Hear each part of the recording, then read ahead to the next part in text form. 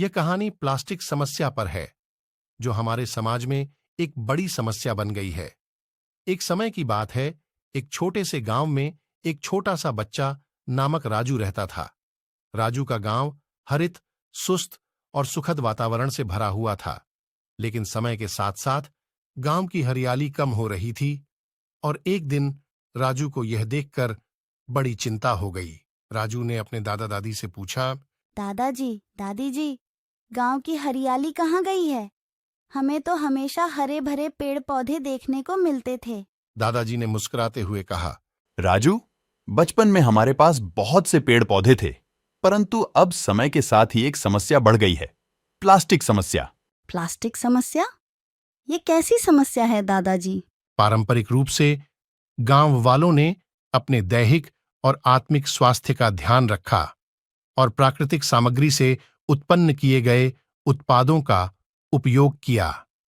लेकिन समय के साथ गांव में नए लोग आए और उन्होंने प्लास्टिक का प्रयोग शुरू किया।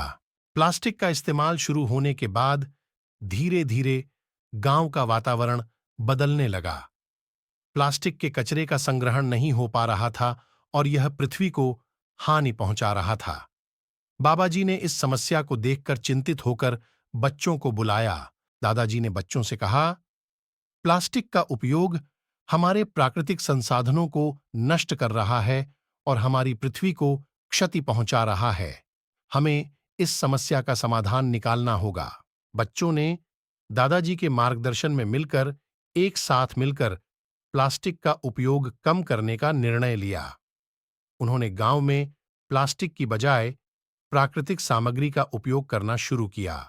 बच्चों ने एक जागरूकता अभियान भी चलाया और गांव वालों को प्लास्टिक की हानिकारकता के बारे में शिक्षा दी। वे समुदाय में बदलाव लाने के लिए सक्रिय रूप से काम करने लगे। इस प्रकार बच्चों ने दादाजी के मार्गदर्शन में गांव को प्लास्टिक समस्या से निपटने में मदद की और एक सुरक्षित और स्वस्थ गांव की ओर कदम बढ़ाया। इस कहानी से हमें यह सीखने को मिलता है कि हमें अपनी पर्यावरण से सही तरीके से मिलना चाहिए ताकि हमारी पृथ्वी हमेशा हमारे साथ रहे।